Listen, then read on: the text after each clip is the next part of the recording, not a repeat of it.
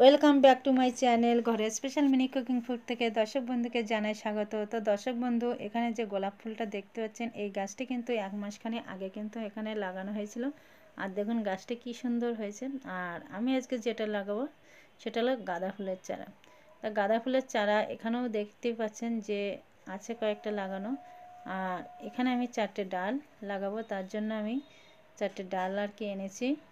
আর ডালগুলো কিন্তু আপনার শক্তপোক্ত হতে হবে, কারণ গাঁদা ফুল গাছের ডাল লাগাতে গেলে কিন্তু কচি ডালে কিন্তু ফুল গাছ হয় না, তাই এই ডালগুলো শক্ত থেকে আপনাকে নিতে হবে।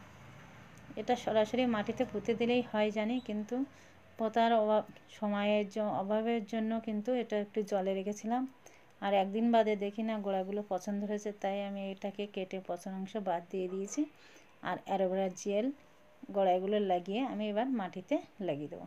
তো দর্শক বন্ধু, সম্পূর্ণ ভিডিওটি দেখার জন্য অনুরোধ করছি। আশা করছি আপনাদের ভালো লাগবে। আর ভালো লাগলে অবশ্যই একটি লাইক দেবেন আর চ্যানেলটি সাবস্ক্রাইব করে পাশে থাকবেন। তো দেখুন এইভাবে আমি কিন্তু প্রত্যেকটি ডালের গোড়ায় অ্যালোভেরা জেল লাগিয়ে নিচ্ছি। আর 4টে ডাল এখানে লাগানো হয়ে গেছে। এবার আমি মাটিটি তৈরি করব। মাটির নিচে এই ব্যারেলের নিচে কিন্তু ছিদ্র করা আছে। আর তারপরে আমি দিয়ে দিচ্ছি কাগজের কুচি। আর এই যে মাটিটি তৈরি করা, এখানে আছে বালি, ডিমের খোলা, তারপরে টালি ভাঙা, সব কিছু একসাথে দিয়ে কিন্তু এই মাটিটি তৈরি। কারণ টালি ভাঙা টাঙা দিলে মাটিটা আর কি আটকে যাবে না।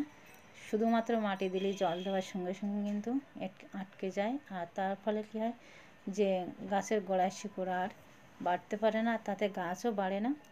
আর এখানে আছে শুকনো সবজি পচা। এই শুকনো সবজি, ফুল পচা, সবজির খোসা সব একসাথে এটাকে 2-3 দিন জলে ভিজিয়ে যে গাছের খাবার তৈরি করা হতো, সেটাকে লাস্টে কিন্তু শুকিয়ে আবার সার তৈরি করা হচ্ছে। তো এটা আমি বেশ কিছুটা দিয়ে দিচ্ছি, দিয়ে এর উপরে আবার মাটি দিয়ে দেবো। তারপরে কিন্তু আমি জল দিয়ে গাছটি পুঁতে দেবো। তো দেখুন মোটামুটি আমার টবটি কিন্তু মাটি দিয়ে পূর্ণ করা হয়ে গেছে। যাদের মাটি কম বাড়িতে, তারা কিন্তু এই বুদ্ধিগুলো ফলো করতে পারেন। বালি, সাদা বালি বা লাল বালি, কিছুটা মাটি, কিছুটা সবজির খোসা, কারণ গাছালি অনেকে বাড়ি থাকে না। আর থাকলে আপনি এরকম পাতাপতি দিয়েও কিন্তু আর কি জৈব সার তৈরি করতে পারেন। আর এই জৈব সার তৈরি করা একটা ভিডিও আপনাদের সঙ্গে আমি শেয়ার করব পরবর্তীতে।